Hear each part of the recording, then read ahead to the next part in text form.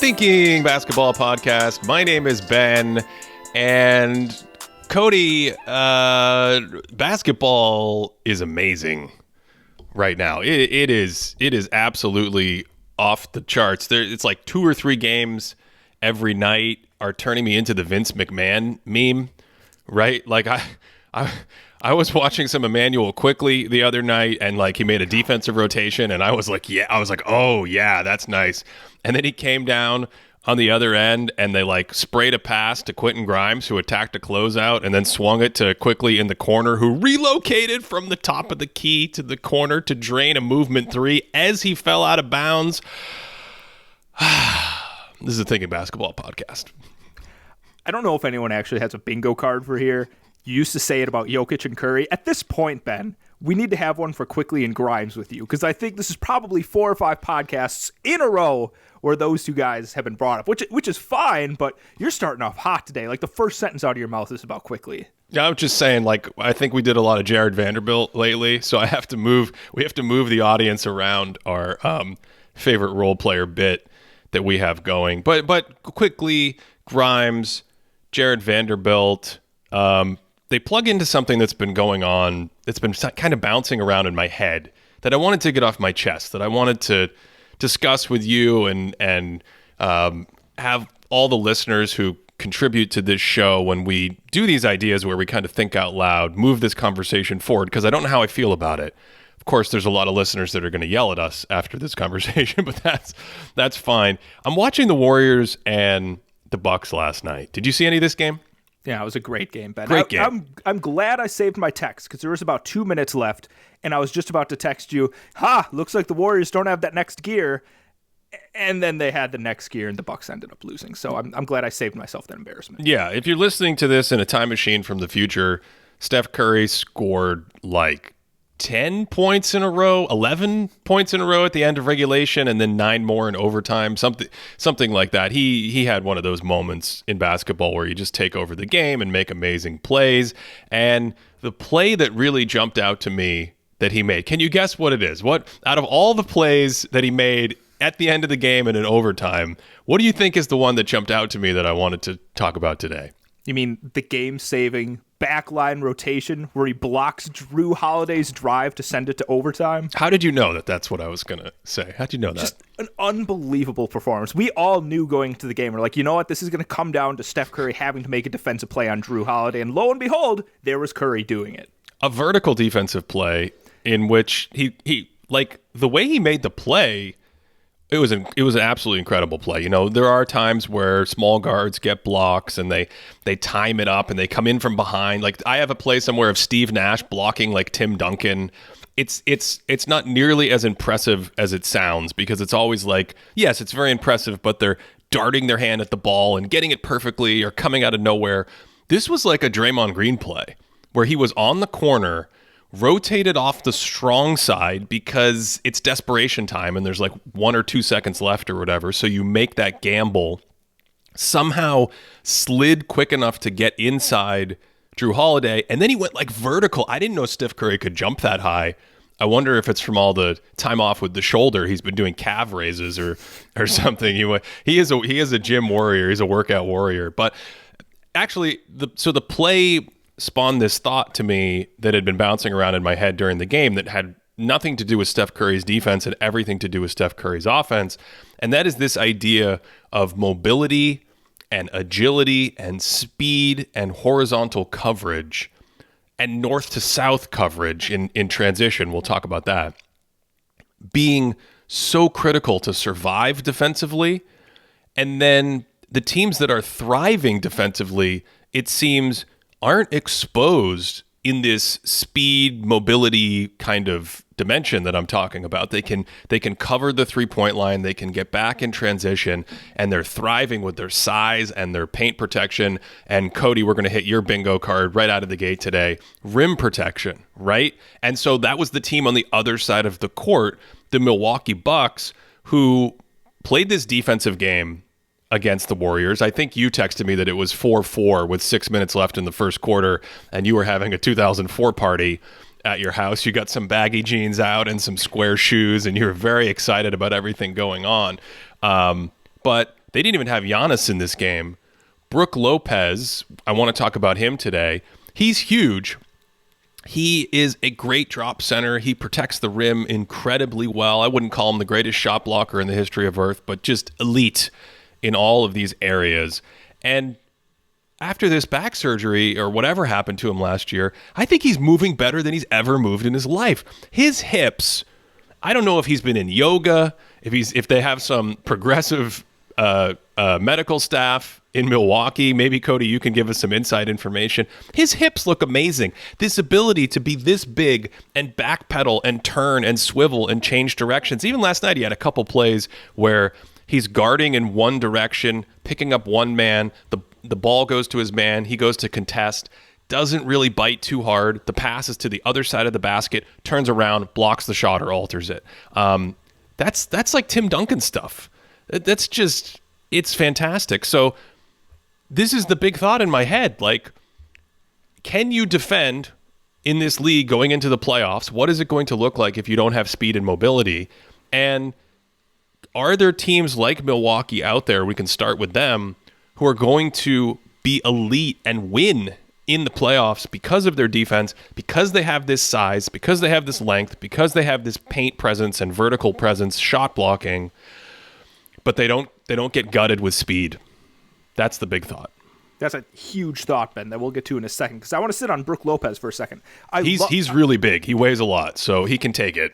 The Tim Duncan comparison, I was actually thinking that while you were bringing it up, like right before you said it, I'm like, the way that he defends the rim reminds me of Tim Duncan, because they more or less, they sort of have the same build, except Brook Lopez is a couple inches taller and like maybe 20 pounds heavier. Maybe even more. Like Brook Lopez. Like, I was even commenting on it last night to my wife. I'm like, you see that guy? He's massive. He makes everyone on the court. Like, Kevon Looney is standing next to him. I think Kevon Looney is like 6'10", probably like 250. Looks like a child next to him.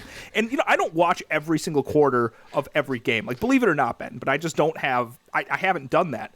But I would be surprised if there were many quarters of defensive play better than Brook Lopez's first quarter last night against the Warriors. Because the way, like you said, that he was protecting the rim, right? The way that he was positioning himself, the way that he was blocking shots, it was unbelievable to me. And it's not the only reason that the Warriors only scored 4 points in the first 5.5 minutes or so, but it was definitely a really big part of it, because he was saving easy baskets. He was saving layups and the mobility thing. I think the thing that's really changed over the years with Brook that's really impressed me, so I think earlier in his Bucks tenure, when the Bucks were always running this really deep drop, it was like a big part of their defense. He would be back in like the charge circle. Like literally he'd be in the charge circle when the pick and roll would come and he'd be dropping back that far. He's been like adjusting the height of that drop a lot better. And he's able to do like, I think what you've dubbed a high drop before, where he drops, but he's still containing the ball handler, and he's long enough and big enough that he can contest a jump shot if someone decides to pull up there. So I think that's a big element of how Brook Lopez's defense has changed as a Buck.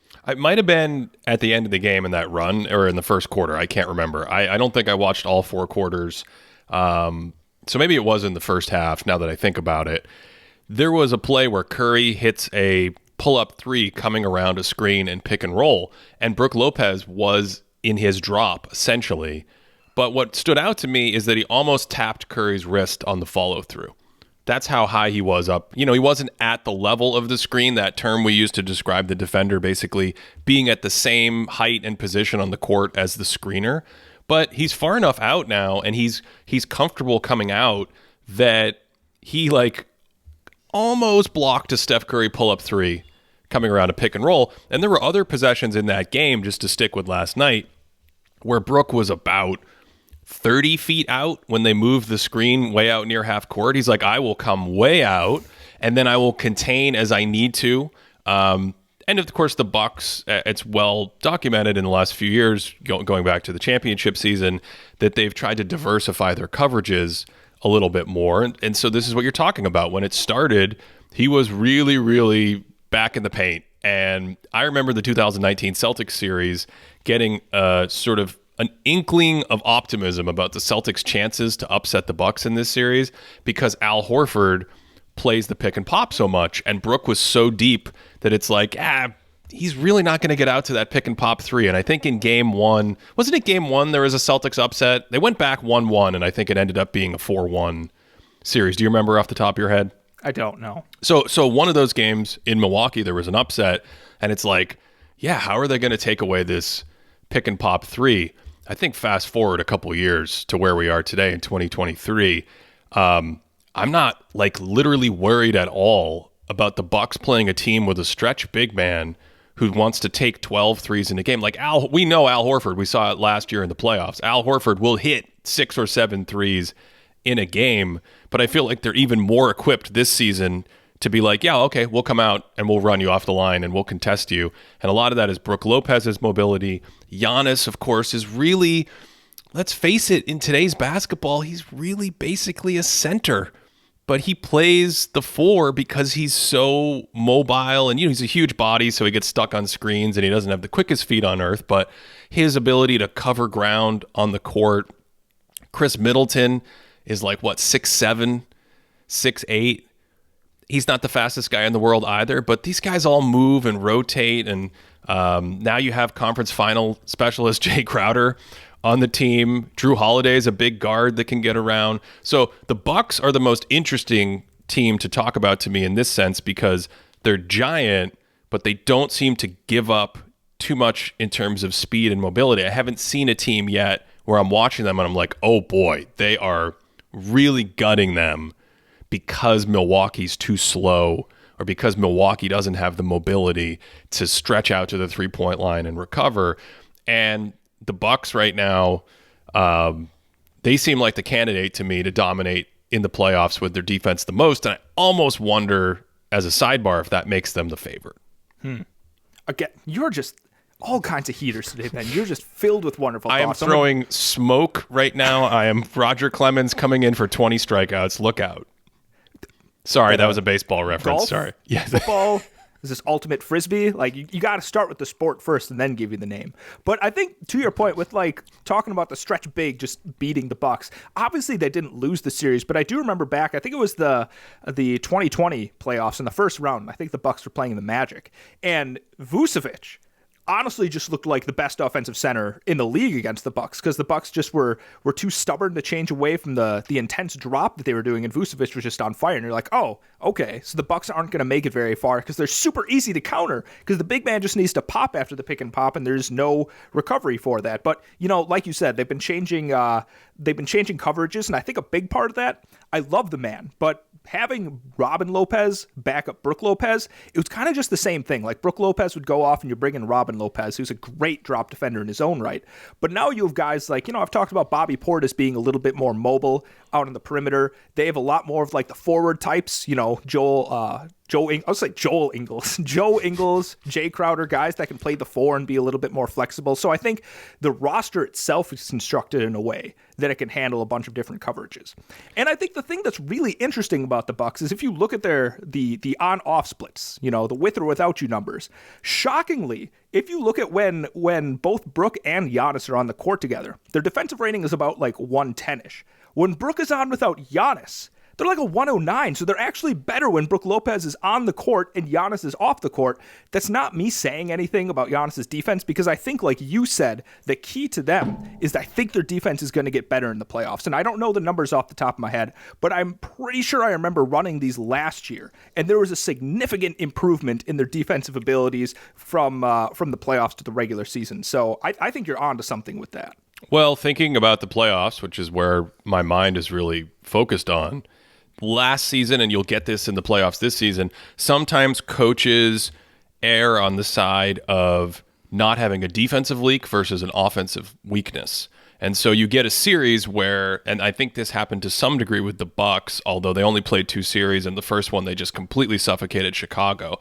But you will see teams go into the playoffs and have like an offensive rating that's like 8 points worse than in the regular season, but the defensive rating is also like 15 points better or something. That was the Bucks last year. They're just like, no, we don't need to worry about scoring right now. We are just going to stop you from scoring. They actually don't have the best defense in the league right now for the full season. We were talking about some splits and things like that. The Cleveland Cavaliers are just ahead of them in defensive rating. If you look at our board that we give to Patreon subscribers, patreon.com/thinkingbasketball, that uses the possessions calculated by the wonderful play-by-play stats website, which I think is the absolute best and most consistent at counting the actual possessions, which is why you might see differences in these numbers if you look at other sites. So the Bucks and the Cavs are basically tied at the top. And then if you look at defensive rating in the last month, the Bucks are also at the top of the league, about 110 points per 100 possessions as they've had this win streak. So what's the common factor there? The Cavs have a team where Evan Mobley gives them some of that same versatility. So when you watch the Cavs play some of these more offensively fluid, fast, horizontal, all the modern stuff we've talked about all year that we've talked about with the Kings and we've talked about with the Warriors and all the movement and X's and O's. It's like, yeah, but Jared Allen, Evan Mobley, pick your small forward that can't shoot, Cody. Isaac Okoro, Dean Wade, Lamar Stevens. You put those guys out there. I know Jetty Osman's your favorite. He's out there too. You got a bunch of big bodies. You got a bunch of versatility, and even someone like Jared Allen, like you may describe him as a traditional drop big, but if he's on the weak side of the court, the way defenses are set up, as long as he's not the one chasing your man out around a screen 30 feet away from the basket, he's going to come back and clog up the paint. That's why these teams are difficult to score on. And, the thing that I just keep coming back to is like, who else is going to be able to succeed and win and guard in the playoffs with the way their defense is constructed when you look at those top teams that we've talked about basically all year, but certainly since the trade deadline with Durant going to Phoenix and whatnot. Let's stick on this for a second because I have a question for you about the Cavaliers. You paint a really good picture of them. I'm a big fan of the Cavaliers. I really like the teams. I've talked about it a lot. They have the 5 and 4 guys that can switch around, that can both protect the rim.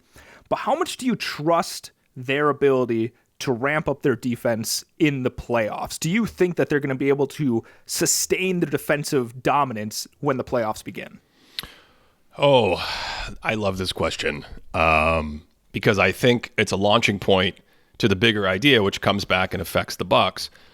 What teams, this is how I would think about this in my head, what teams can play a traditional drop big off the court? What series is Milwaukee going to hit where Brook Lopez's minutes per game, because of some of the matchups and because of some of the stretches that the team needs, is going to go down to 25 or whatever it is? Because I think there have been times in the past where he's getting attacked a little bit, and Bud's like, all right, I'm not going to play you for 6 minutes here. Your minutes are going to go a little lower. But what opponent is going to do that to Milwaukee? What opponent is going to do that to Cleveland? What opponent is going to do that to fill in the blank of your team? I mean, I'm not even sure you could say this out loud on the radio anymore, this following word that I'm going to say, but I'm going to say it anyway because we have to talk about actual basketball. What opponent could do that to Philadelphia? Oh, wow. So here's the thing, because I think there are some big differences between Milwaukee and Cleveland in their defense.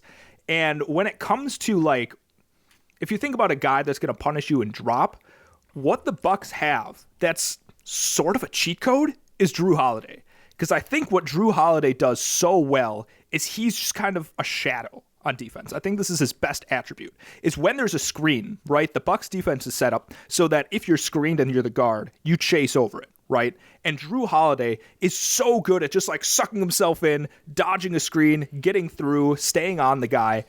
And I don't know if the Cavaliers have that. I think Okoro, I think Stevens is a good defender. I think Ricky Rubio is a very good defender. But Mitchell, Garland, these are guys that aren't necessarily going to be able to chase the same way that Drew can, right? Like, we've seen Drew make literal game and series winning defensive plays in the playoffs, right? I think he like blocked Marcus Smart and stripped him in like game 5 last year.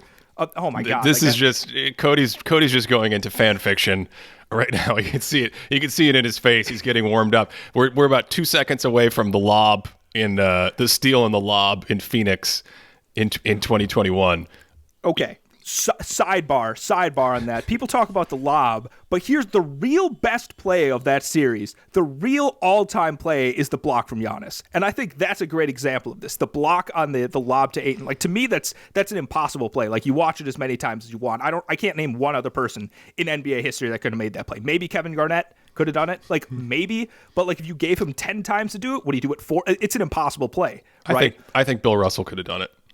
Okay. We'll give Bill Russell that one. But that's my point. We're talking about some of the best defensive players of all time. But then going back, the Cavaliers, I think Garland and I think Mitchell, you can't not play them, right? Like, you see some of these minutes. I think recently the Cavaliers were playing the Heat. Garland wasn't playing that game, right? Mitchell ends up playing like 43 minutes. In the 5 minutes that Mitchell didn't play, the Cavs scored like 6 points. Right? They scored almost all of their point when Mitchell was on, so you can't not play these guys. And I think those two can get punished defensively, right? We saw Mitchell really struggle defensively in the playoffs. I think Garland is going to have his struggles in the playoffs. So those are two players that give me some pause that the Bucks don't have, because I trust their guards on defense. Yeah, so you said I was coming out throwing heaters. You're just hitting them right out of the ballpark, because I think that's such a critical point to stop and reflect on. The difference between having Brook Lopez, Jared Allen, Rudy Gobert, et cetera, with guards that are very compromised, and not just compromised at point of attack. Like with the Jazz, the thing that of course had become in vogue and mocked so much was like, well, take the Clippers series. They just go 5 out and they destroy the guard on the ball, and then you get these almost meme-like highlights being passed around of Rudy Gobert like rotating to the paint to stop the layup and then trying to rotate back out to the corner to stop a 3, and Terrence Mann's draining a 3, and everyone on the internet's like, see, Gobert stinks. And you're like, wait a second. The problem there was up at the point of attack with the guard. And so offense, defense, what's the trade-off? What's going to happen in the playoffs? With a team like Cleveland, that's a really interesting question, because Cleveland is one of the few, maybe the only team in the NBA playing 3 non-shooters a lot in their lineups, right? Evan Mobley, of course, regular listeners to the show know that we're big Evan Mobley fans, and just in terms of his trajectory going forward and how good he is already. But he takes a few outside shots, but he's just not a good outside shooter right now. We don't know if that's ever going to turn over a hill or turn a corner. But I mean, when you're in the 20s on your wide open threes, I think he's still in the 20s in the last 2 seasons. Yeah, 20. Yeah, okay. So it's like, bless your heart, you're trying to take them. 10 years ago, certainly 20 years ago, for the whole history of the sport, this guy would never take threes. They're just trying to take threes now to practice the shot and to keep the defense honest and to develop spacing and things like that. He, Jared Allen, Isaac Okoro, Lamar Stevens, these guys are all really, really low on the outside shooting rankings league-wide. And so, to Cody's point, taking Garland and Mitchell off the court seems like offensive suicide in the playoffs. And of course, my concern about Cleveland that we've talked about before is their inability to score because of these lineup things, their inability to generate good offensive ratings in the playoffs. And then defensively, Mobley's great because you can put him at the 5, and he's been better offensively inside the arc, extra passing, floater, post up, seal, offensive rebound, whatever it is. But what's that lineup that's going to work? And if it's Mobley and Chetty Osman and God, if they really need a lot of offense, they're going to go to Karis LeVert. But that's a third guard on the court that's kind of compromised defensively. So you can see how thinking about where I started the show of like how many teams that are really good defensively right now in the regular season, how many teams are going to be able to win in the playoffs with dominant defense? Well, and we've mentioned this before. You can't talk about defense without offense, right? The sport is played on both ends and are both inextricably tied together, like it just happens. I have some numbers to illustrate the difference between the Cavaliers and the Bucks here. So I think there's 7 guys on the Cavs that have played at least 1,000 minutes this season, right? 7 guys have played at least 1,000 minutes. Only 2 of them are making over 40% on their wide open threes over the last couple seasons. It's Darius Garland. And Mitchell, right? It's Donovan Mitchell. Yeah. All right. Then you have guys like LeVert and Osman, both at 36%. Okoro, 33%. Lamar Stevens, 27%. And can I just jump in and help people? The league average on wide open threes, I think, is like 36 or 37%. Now, that only pulls from the 200-something players that take threes and maybe 300 players rotationally that take threes. So it excludes some of the big men that never shoot, like Rudy Gobert. But what's the 33% on your wide open threes? What's the percentile for that league wide? Oh, wow. I don't know that off the top of my head. Okay, I'll pull it. Keep going. It's just the point is it's relatively low. Yeah, it is relatively low. And if you compare that to the Bucks, for instance, we look at the 7 players that played at least 1,000 minutes for them. Only 2 of their players have shot under 40% on wide open threes. It's Giannis, who's at 30%, and Pat Connaughton, who's at 39%. Ben, over 5 of the Bucks players are shooting over 43% on wide open threes over the last couple seasons, right? Yeah, I got that Isaac Okoro, by the way. His 33% on wide open threes is in the 16th percentile in the league. So I just want to put in perspective, like teams are, especially when you get to the playoffs, when they're going to game plan around that and say, hey, just shoot all you want. We have to jump back to the Lakers at some point because of this, because I'm just fascinated with some of the non-shooters on the Lakers. And there's the Grant Williams treatment, which is, we kind of know you're a shooter, but we're willing to live with you shooting. And then there's the Andre Roberson treatment. And we're going to see that for some of these guys because even in a game the other night, like Jared Vanderbilt, they were literally just 5-on-4. That's how we're playing defense. If Jared Vanderbilt's in the corner, we're just going to let him shoot threes. And of course, because it's Jared Vanderbilt, he swished his first 2 threes of the game en route to a 14-point first half. You guys, he's Jared Vanderbilt. But that's going to be a whole thing in the playoffs when you have shooters that are this far below league average. If offenses, and I think they will be, if offenses are still scoring like 114, 115, 116 when we get into the postseason. Anyway, I cut you off. Keep going. Yeah, let me finish up my Bucks thought before we move on here, because I think this is the key element, right? The shooting element is huge, right? Like the side players that can all play defense are all still able to shoot, right? And if we think about players that can be attacked on defense in Cleveland, I still believe in Donovan Mitchell's defense. I think that he has it in him, right? He's long enough. He's built well. He's athletic. I think he can at least be a neutral to a positive if he's locked in. Maybe that's a belief that I should lose, but I don't know. I still think it can happen. Darius Garland still needs to prove it to me. I think he's still a negative, not like a Trae Young clear negative, but he's still down there. Those two are going to be attacked in the playoffs. And when I look at the Bucks roster, Ben, who's going to be attacked on defense? Like, I think the first player that comes to mind is probably Grayson Allen. But the thing about Grayson Allen that he's able to do is he at least flies around the court like he's shot out of a cannon, right? He's just like, he'll at least chase guys. He'll try and cover up blown coverages. He's not particularly strong. He's not particularly big, but he's athletic. He can meet people at the rim. He's okay throwing his body in the way of people. And that kind of matches like the Coach Bud ideal, is he wants these guys that are just going to go balls out all the time when they're playing defense. And that's what they do, just flying around the court. And I don't necessarily see that with a couple of the guys that will be attacked on Cleveland. Yeah, I think we've circled the wagons on Cleveland and Milwaukee. Let's think about how this applies to some of the other top teams. I mentioned Philadelphia. I was only being partially tongue-in-cheek here because you're never going to play Joel Embiid off the court as one of the best players in the planet. It's the same thing with Jokic. You're not playing those guys off the court. But what you can do is you can extract a weakness. You can extract an offense-defense weakness. And Embiid has been really interesting for me this year because he has these moments where he's basically defensively dominant and it's the right matchup and he's engaged and he makes a ton of big plays.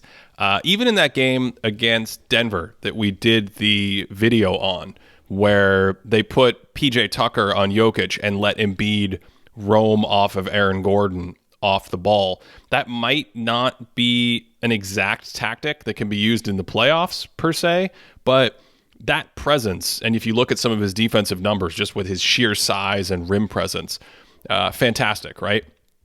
But there have been a lot of moments where he's out there working really hard on offense, doing a ton of the heavy lifting. He exerts a tremendous amount of effort on offense sometimes in transition or attacking closeouts. He's got his feet. He's got these little shuffling feet now that move him across the court. It kind of reminds me of Babe Ruth when you watch the old like black and white tapes. Cody doesn't know who Babe Ruth is. Okay. It's a candy bar, Cody. I know my hockey references, Ben. Okay. This has gone too far. But there have been times where teams have punished him or attacked him. Even recently, in the Mavs game, Luka Doncic a couple weeks ago just absolutely hunted Embiid over and over and over again in the pick and roll. So there is a mobility thing there where how much energy does he have? How many minutes is he going to play? And can you get a matchup again where you're pulling him out of the paint or constantly putting him in switches? Or, I mean, the guy's huge. The guy is just a ginormous human being, and he does not have the same infrastructure that Brook Lopez has around him. And the 76ers are never really taking him off the court. No matter how much he gets attacked, they're just going to try to change the coverage. So even for a team like Philadelphia that doesn't necessarily win right now with its defense, I think they are 8th in defensive rating, 8th or 9th. They're about a point better than league average in defensive rating. That's another team in my head where it's like, okay, you've got, I guess PJ Tucker's pretty quick for his position, but Tobias Harris isn't the quickest dude ever. James Harden isn't the quickest dude ever. James Harden has traditionally played more like a big defensively. He's great guarding the post, and he wants to switch and stay near the basket. Like, is there a matchup that could expose that? Again, going back to transition, going back to side-to-side actions, going back to movement and screening and chasing, horizontally around the court. And Embiid, I think, is particularly interesting because he started the season. I think he had a foot injury starting the season, and some of the defensive numbers didn't look good. He didn't look quite as mobile. I think that has improved significantly throughout the season. Like, if we could chop off like the first 2-ish, maybe 3-ish weeks of the season and just went from there, I think Joel Embiid's been a great defensive player, but he doesn't quite have the motor on defense that we see some of these other guys have. And I think there's a couple of things that might be going into it. Number one, he carries an enormous load in terms of offense, right? He scores a lot. He takes a lot of punishment. I don't know if anyone in the league falls more than this man. Like, he drives into the paint, he takes a hit, he's sliding across the floor. Maybe Anthony Davis is up there. But my point is he's a big lumbering guy. And driving into the paint and being physical like that takes a toll on you, right? When he is locked in, something that he's weirdly good at is people try throwing lobs over him. He's really good at disrupting lobs, Ben. It's like a very strange, subtle thing that he's good at. But he's also just a good rim protector because he's massive. But again, you said it. We're talking about guys that can be attacked. I don't necessarily trust Tyrese Maxey in being schemed in the playoffs. I don't trust James Harden being schemed against in the playoffs, right? Well, but it's also that point of attack thing, right, that you mentioned earlier with wanting the right guard. If you're not going to play up at the level of the screen, if you're not going to be comfortable switching and then putting Embiid on an island, again, I don't know what the matchup is immediately off the top of my head, but this has happened in games. If you're not going to be comfortable with that, then you need guards like Drew Holiday, like Eric Bledsoe before him. You just need guys that can help be part of that dance up at the screen, up on the ball. And I'm a little concerned about Philadelphia's ability to do that, if you will. Yeah, and I think DeAnthony Melton can do that, but again, DeAnthony Melton is carrying a lot of load for them, and I think that Jalen McDaniels, getting him on the team, I think he helps. I mean, they had a guy named Thibault on the team that they probably could have used in situation, but whatever, we're not going to talk about that right now. Well, but I love this because if you went with Melton and McDaniels, which is a great call, right? I think they not only hold up, but the Melton, McDaniels, Embiid battery, if they're completely focused on defense, that now you throw PJ Tucker out there, that sounds like a nice defensive lineup. But then do you get enough offense if, I guess, your fifth player in that lineup is James Harden? How many minutes can you play that lineup? I'm not punting it. It's just interesting to think about succeeding in defense because I do think the league is basically this good offensively, or some teams are going to come along in the playoffs that are this good offensively. Well, I think back, we talked about this a little bit. I brought this up on a previous podcast here, where when the Sixers played the Celtics recently, the Celtics went to one of their pet Spain actions, screening the guy that sets the ball screen sorts of actions. So they ran this multiple times against the Sixers, and it seemed to completely bamboozle them, right? Like Joel Embiid was kind of lost in space, but it's not just on him. The other guards around him were also kind of lost, so everyone was just like, I don't know what to do about these guys floating in space. I guess Jason Tatum's just going to get another layup. And they kind of just spammed that during that. And, I think once you actually get into a series, you can plan for it more, you can scheme for it more, so I assume that they would do better with that. But when I see that happening in the regular season, I start thinking, when we get to the playoffs, this sort of thing is going to happen more. And I think something that's really interesting is a lineup that I've been watching recently with the Sixers is at the beginning of the fourth quarter, right? We talked about this with the Bucks, but they also run it a little bit more. Embiid is off the court, and it's kind of super helio ball Harden, right? I think Niang is on the court. It's Harden on the court. I can't think of who else is on there, but I think they've held their own a little bit. Harden is able to cook a little bit more, keep the plus minus looking good before Embiid comes back. I don't know how well that lineup's going to last in the playoffs, right? Because I think that's not as defensively slanted of a lineup as they need. So I'm interested to see the Embiid-less lineups, to see if guys like Paul Reed, who I think is a tremendous defensive player, I want to see if he can hold up offensively in the playoffs and get some of those minutes to buoy them when Embiid is on the bench. Oh, boy. Wow. I see. That's the thing. I don't know if he gives you enough on offense. And I do think there's going to be series where you're in the series, and if you don't need to score quite as much because the lineups get really defensively slanted, that's when you see a player like Reed randomly come in and get 15 or 20 minutes or things like that. I'm not convinced that's going to happen. We're talking about the East so far. By the way, that lineup, as of recording this, that lineup with Joel Embiid, D'Anthony Melton, and Jalen McDaniels has played 46 minutes, a whopping 46 minutes together. But the defensive rating, the defensive rating is actually about 117. It's a little bit below league average. It's called small samples, Cody. We can keep an eye on that. But that lineup is a thing. So we've talked about Milwaukee. We've talked about Philadelphia.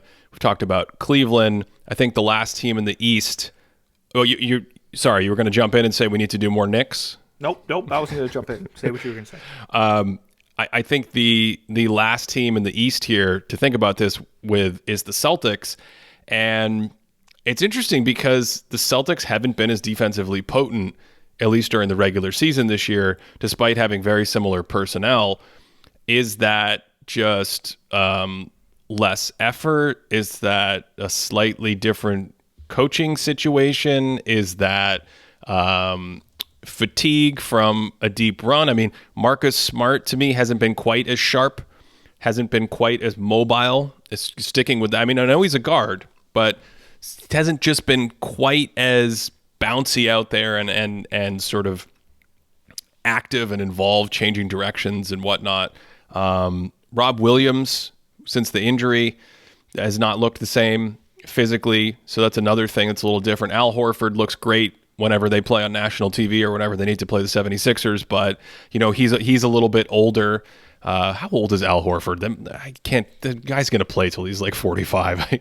Is he getting better every year? What's going on with Al Horford? We need a 30 for 30 on Al Horford. I think we could just not talk about his playoff performances ever again. Let's just tuck that one away. We don't need to bring it up.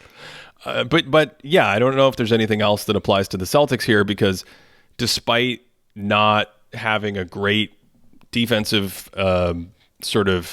despite not having great defensive numbers in the regular season so far, they're still fourth in the league in defense, whereas last year they were like first by a mile. So, do these things apply to them? I don't know. They seem pretty mobile and ready to go defensively. I was going to say, let me ask you about them here. Do you trust them to be able to ramp it up once the playoffs start? Yeah, I trust them to be very good defensively in the playoffs. I mean, it's like to me, that last thing I just said is the big takeaway. Oh, Boston hasn't been as good defensively this season. Oh, Boston's still fourth in the league in defense and probably just you put their best lineups out there and you scout specific opponents for the postseason. We've already seen, times during the year where that staff and Joe Mazzulla has gone for matchup specific scouting approaches against teams. By the way, as an aside, and I'm thinking out loud here, so I'm not sure how this applies to the playoffs, Cody. 10, 20 years ago, man, you just didn't see these game-specific defensive coverages from night to night in the NBA. I just don't remember that ever being a thing. You didn't go into a game in 2006 and be like, oh, the Thunder. Well, the Thunder didn't exist. That was a depressing moment in my basketball fan. The Sonics cooked up a 1-2-2 zone to slow down the 7 seconds or less Suns because they're cooking everyone. No, everyone just got cooked. They just went out and they just played a vanilla defense. This season, I feel like more than ever, I've actually not been able to keep up in terms of making videos. There are defensive schemes specific to the opponent on the other side of the aisle. I don't know if that's having more data or having bigger coaching staffs or a combination of all these kinds of things and then some. But for instance, the Raptors played the Lakers this weekend, and the Raptors decided, we talked about the Celtics and the Lakers earlier in the year and how they played Anthony Davis. The Raptors decided Anthony Davis will not be rolling this game. That's our game plan. We've never used this coverage. This is not how we defend pick and roll. But what we're going to do is not let Anthony Davis roll. So whoever was on him, OG Anunoby a lot of the time for his strength, just didn't worry about the ball in pick and roll. Like, there were two other defenders, the guy guarding the ball and then a help defender, and OG's job was to stand in front of Anthony Davis and not let him roll.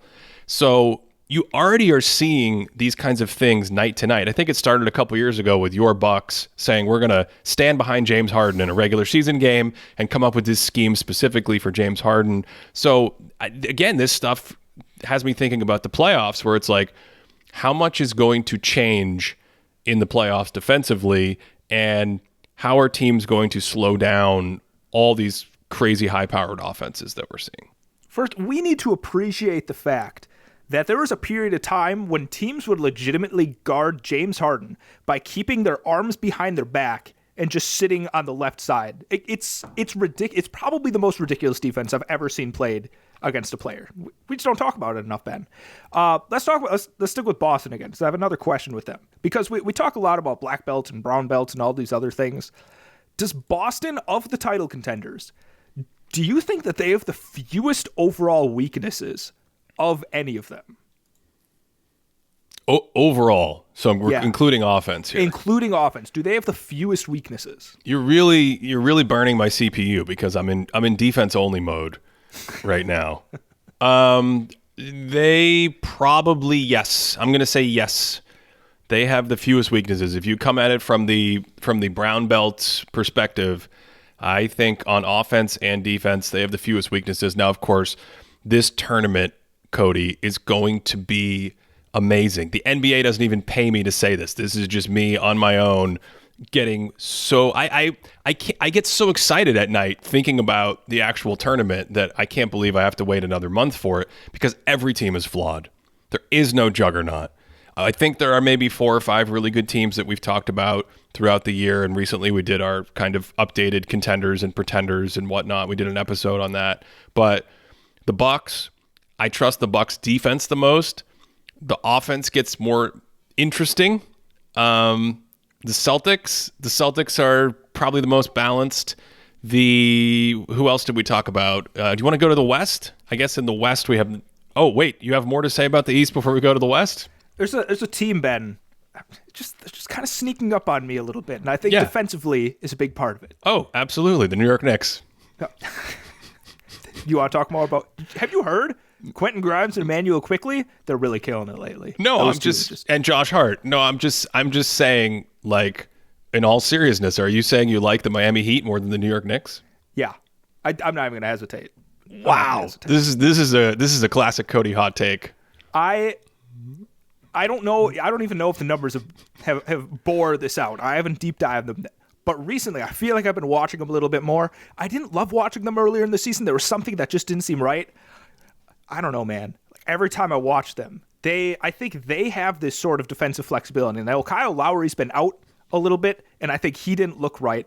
But Bam Adebayo is the type of guy that is just flexible as any big man in the league. I don't think he has the rim protection chops of guys like Jared Allen, Evan Mobley, Giannis, but I think in terms of switching out and being able to defend 1 through 5, I think he's probably the best of any of the bigs out there. Jimmy Butler, like, I don't know, man. Like, we see it year in and year out. Somehow he just levels up, and I feel like he's been slowly, like, that pinch post play, just setting up in that area, operating, drawing fouls, getting into the 15-foot jumper and just nailing them. He just seems like an inelastic scorer. You can't really slow him down. He can ramp it up defensively, too. Spoelstra, just a genius-level coach. I don't think we can count this team out. I think that they are just going to be the worst to play in the first round. Wow. Do you want to guess what their net rating is in the last month? No, I don't care. I don't care. I don't care. It's -5. I don't care. I love this. This is fantastic. This is what everyone's here for. This is great. The Western Conference teams, since we're just talking about balance and weaknesses and things like that, we talked about it on the pod where we went through our contenders and pretenders. The Nuggets, we've done segments on it. The defense. How is the defense going to hold up? It's weird because I think the question to me for the Nuggets, Cody, is how much can they tread water versus how much do they leak, right? Because it's like if your defense is roughly mediocre in the playoffs and your offense is great, Denver's in good position. If you get a matchup where your defense becomes a real problem, where they're just like, hello, Jokic, we would like to run 70 high pick and rolls with you over and over again. We will be on the first possession, we will be ordering a pull-up 3. On the second possession, we'll be ordering a mid-range elbow jumper. Will you stomp your feet and swipe at the ball? If it's one of those situations and your defensive rating gets into the 120s for the series, I think then you have a real problem. So that's the question for me with the Nuggets. We've talked about whether we're going to see different coverages. We're going to see pre-switching. They've obviously played a ton of hedge, meaning they put Jokic on the ball briefly in pick and roll as a second man on the ball and then recover behind. So I don't know how much this applies to Denver because I think Denver's already in a position where it's just like they gotta find a way to tread water. I think what also makes me nervous about them is I love Thomas Bryant as an offensive player. I think he does a good job of treading some offensive water when Jokic is on the bench.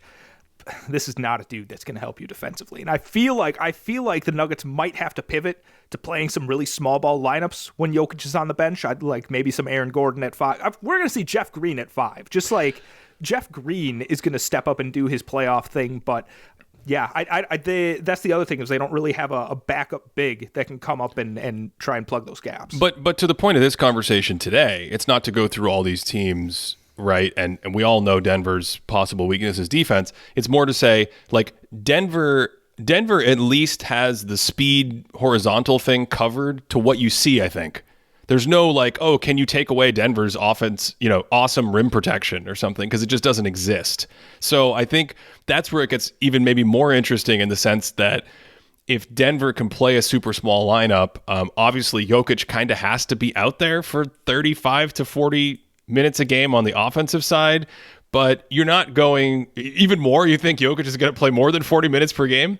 I guess that's probably not going to. He's in pretty good shape. Yeah. Maybe we see 42 minutes a game Jokic. He's in good shape, but he's going to get run around defensively, which is the whole point of this thought. There is no, I shouldn't say there is no team that's going to play like this, but most teams don't stand around and say, stationary spread pick and roll, we're going to really simplify things, or we want to post up and clear out I guess the 76ers play like that. We're going to post up and clear out the other side and just stand around and see if a double team comes. But all these offenses that we've talked about so much this season that move you around the court constantly and push it in pace north to south, like Kings Suns, right? That was a fun game. Was that game last night? I think it was last night. Yeah, it was last night. Yeah, and you had Kings Suns. Kevin Durant was not there, so Kevin Durant will give Phoenix a bigger forward that is switchy and has some sort of range in that horizontal component. But is Ayton going to get played off the court? Are they going to stay with the structure they've used where it's Ayton and the other players switch interchangeably, the other four players switch interchangeably? I feel like offenses have gotten better at attacking the switch concepts that are used around the league. So in the old days, it's like you would watch a playoff series from a couple years back, and these switch everything teams, it looks like no one's moving. They're just in a shell, like a zone defense, right? It's just like ball screen. Oh, they just switched. Oh, they try something else. Oh, they just switched. Oh, guy dribbles back out and attacks with 7 seconds on the shot clock. No one has to move too much other than avoiding the switches or setting the switches the way that they want defensively. The more teams that play like constant handoff, 3-man, Sacramento Kings, push on the pace, I think the harder that is to do. Last night in Phoenix, they didn't have Durant, but they had everyone else. And I just thought it was more of the same. It's like Phoenix would come down and get a bucket in a 4-on-3. The Kings would score so fast that if I fast forwarded on League Pass, the Suns were back in their offense on the other end. And Cody, I sent you a message. I was like, I just feel like people haven't internalized how insane this is and how hard this is going to be to guard. And obviously the Kings have the best offense in the league, but the more key high-level playoff teams that we can identify that play like this, the Knicks offense has been on a heater. It's going to make a really interesting first-round matchup for some team. We talked about those other 4 teams in the East already. The West has like 10 teams. Right? You go through some of those teams, you get to Dallas, Dallas might want to play like helio ball on offense, whatnot. What's going to happen to Dallas defensively? Dallas losing their best defensive player, maybe in Dorian Finney-Smith, that's a whole nother thing. But just looking at the offenses that you have to face, you have to guard Sacramento, you have to guard Denver, you have to guard Golden State, you have to guard Phoenix. You have to guard who else? I mean, it's just like, it fascinates me to think about how these teams are going to find a way to defend some of the offenses they're going to face. Have I said that like 7 times? That's become the drinking game today. This is why I'm most fascinated by the Kings. I think I said this last episode. This is why I'm most fascinated by the Kings in the playoffs, because I have zero idea about what a series against them is going to look like. Because it's wild. It's the wild west with their offense, like you said, just running and gunning to a degree that we've never seen. But I think when we compare them, because they're the 2nd seed in the West right now, the difference between them and the Nuggets is if you stacked up both of their rosters and I told you to draft like the top 5 defensive players between the two, they'd all come from the Nuggets, right? Like, is there anyone on the Kings that would even match up to the level of, say, like Bruce Brown or whoever else on the Nuggets? Harrison Barnes, maybe, and Keegan Murray. Those would probably be the 2 guys. Yeah. I mean, that's the state of the Kings. But sometimes the best offense is the best defense, and it's like if you play. I don't want to get stuck on the Kings. We just talked about them a ton. But if you play the Kings and you want to try to take away some of what they do offensively, that's going to hurt your offense against their defense. Ben, do you know who has the best defense in the last month? Of course I do, Cody. The sleeping giant. Of course I do. Has the best defense in the last... The Los Angeles Lakers have the best defense in the last month. And they're another team in this mix that sort of has me thinking about this same thing we've been talking about for the last hour. Anthony Davis is now just a 5. And as an aside, by the way, if you haven't gone back and watched Anthony Davis 2018, 2019, even 2020 before the layoff, before the bubble, like physically, I hope people with hindsight can understand why I was so high on him. Once he started to pass more and move like he did, he can't move like he did anymore. He's still out here going 33 and 20, 5 block shots, best defense in the league. Seems to be a universal top 10, top 12 player for most people based on what I can see, based on the numbers he's putting up. And to me, he just clearly used to be better before he was slowed down. But this is the key to Anthony Davis. You play him at the 5. You don't have to worry about waiting till the playoffs to do this now. The Lakers aren't even messing around with like the double big lineups they used in the bubble. Because do you remember what happened in the second round in the bubble? Do you remember this? Lakers Rockets. Was that Westbrook yes, ball? Small ball? Yeah. That was micro ball. The Rockets being the first team to really go, hey, instead of small ball, let's just be like, can we just play a bunch of four? Can we play Jeff Green at center and have it count as having a center? Can PJ Tucker be our tallest player? It was this kind of thing. And what did the Lakers do? They just punted the idea of Dwight Howard and JaVale McGee and whatever being a twin tower setup, and they just went, Davis, you play the 5. LeBron James, you play the 4. So those guys are older and they're not quite as mobile, which is an interesting thing in and of itself when you think about guarding the best offenses and rotating 35 feet across the floor and getting up the court to stop the Kings' pace and transition and all these things that we've discussed.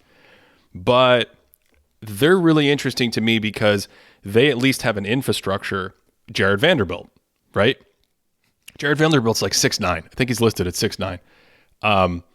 That dude is really mobile and really fast and kind of fluid and bendy and can get all over the place. Some of their guards, I'm not even saying they're great defenders, but they have some speed. Austin Reeves is like, should we have an Austin Reeves hour? Have you been watching Austin Reeves lately? He can play. Oh yeah, and he's really got some play. Nice finishes. I think he had like a reverse layup the other day that was just like, okay, dude, you got this. Yeah. So when I look at a team like the Lakers, I think they are maybe more equipped to actually have defensive success in the postseason. Going back to the top, where I was like, the Bucks are fascinating to me because they seem to be able to do it with all this size, whereas what other teams out there do I trust? Well, the Bucks have not just Brook Lopez, but they have Giannis and Drew Holiday and some of the other players we talked about. Well, the Lakers have Anthony Davis and LeBron James and however they want to use Jared Vanderbilt and so on and so forth. So these guys that can play the speed game, that can switch, that can have range in their coverages, they make me think that you could have defensive success with the Lakers as well. I'm still a little bit more nervous about them because, like you said, they have some speed at the guard positions, but none of their guards really scream like lockdown defender or a guy that's going to play at a super high level. But I do think the same thing here. Talking about all season, we have to wait to see them healthy. Like, I really want to see LeBron integrate himself back into this because ideally, like, he can be a high-level defensive player, right? And are they going to play him at the 3? Are he and Vanderbilt just going to kind of be like both of you are a sort of 3-4-ish? Because here's the thing. Historically, Ben, LeBron plays well next to these kinds of guys. He plays well next to the Vanderbilt build. You know, I think go back to his first stint in Cleveland, Anderson Varejao. I think they had a nice chemistry together. Tristan Thompson, his second stint in Cleveland. I think they had a nice chemistry together. So I think he likes playing with these guys that just sort of go out there, get their trash buckets, work hard, flying around the court, things like that. So I don't know, man. The sleeping giant thing, I think it's interesting with them. You mean the garbage pail kind of player? Yeah. Not get there. When I heard that for a second, I thought, are people going to think Cody's really smashing their offensive game? All their buckets are trash. This is garbage offense. The Wolves. What about the Wolves? Rudy Gobert is back with Mike Conley, but this time you've got Jaden McDaniels. Anthony Edwards, I still think, has some off-ball stuff, but some of these on-ball possessions we've talked about. Like, that's a really interesting team because are they quote-unquote exposed, or are they stretched and vulnerable to the offensive trends that we're talking about with Gobert out there? I mean, I don't know if Karl Anthony Towns is going to play, and no idea what's going on there. The Warriors, Andrew Wiggins, is he going to play? I don't know. That's another big forward that makes a big difference. But as I've said all year, or for a while, the Warriors taking Kevon Looney and putting him on the bench repeatedly against faster teams, to me, is a symptom of what is coming in the postseason, where you're like, how are we going to stop these guys tonight? Draymond at 5, Klay Thompson at power forward, Dante DiVincenzo at small forward. I guess that gives us our best chance. And then Jordan Poole and the shot blocking maniac Steph Curry at point guard. because it's just crazy, Cody. Do you think we're going to see like more unorthodox lineups and strategies than usual in these playoffs? That's a great question. I don't know. I feel like that the possibility's there, right? It's gonna be awesome watching the first week, because I do think in the first week you're going to probably see one or two things that are a little unorthodox, and then in general, I think you're going to see the league. Each team, 16 playoff teams, so they're independently making these choices. But I think you're going to see all the stuff we've seen amplified in the past, where it's like, we will make sure that we know this is the shooter we want taking open shots. Or, we've looked at the 3-man action that these guys run, and we know the thing we're willing to live with is to help off the weak side really hard, so we have an extra defender at the nail. And it's a little bit like what Miami did with Trae Young last year, where they just go, okay, size on the ball and shrink the floor. And we're going to sit in your driving gaps. We're going to slide way up off the corner, and you're going to have to make that 50-foot skip pass over size. And that's going to be maybe your best primary option on the possession, because that's what we're quote unquote willing to live with. And I think just seeing defenses get into the playoffs and make those decisions about, okay, offenses are nuts, the league is nuts, this is the weakness we have to go after. It reminds me a little of football, American football. Cody, I'm sorry to do this to you, but the Patriots used to constantly talk about the scout was about how to find the weakness in the team. And they had this reputation of playing a different style every week, like an amoeba, which came from the scout. So maybe that's kind of what happens in the postseason. The Lakers in 2020 had a version of that where it felt like the defense was different in every series depending on who they were playing. But I really think defensively that's what we're in for at this point. We're in for here's the team in front of me. Where's the weakness? I'm going to give you that. Let's amplify that weakness. And you go for, hey, Taurean Prince, you go for it, buddy. You know what team we didn't talk about? And it's because of their offense and the fact that they're not going to make a dent, but I think their defense is going to be pretty good in the playoffs, Ben. I think it's the Brooklyn Nets. Do you disagree with me? I think they have a great defense to go into the... Like, when you talk about a team that actually doesn't have a ton of those points that you can really push on, I don't know, man. Like, watching them, they seem to play. They played the Bucks well recently in the last couple of weeks. They may have lost both of the games, but I think through 3 quarters, it was at least like, okay, you guys aren't going away. I don't think the Mikal Bridges thing, that's probably a conversation for another day, but I don't think he's necessarily an offensive superstar. But defensively, Ben, that's a team that's not going to be fun to play in the first or second round. I think they'll be fine to play. I don't disagree that their defense is very stacked and very built for this kind of NBA structure that we're talking about going forward, but I just don't think they have enough offense. Do you know whose defense is going to be fun to play? The Dallas Mavericks. If you want to support this show, check out patreon.com/thinkingbasketball. That's the best way to support us. You can also get access to our stats board that we were referencing during the show for players and teams that update throughout the year. Otherwise, thanks as always for listening all the way through on this one. And of course, especially with all this basketball going on, I hope you're having a great day.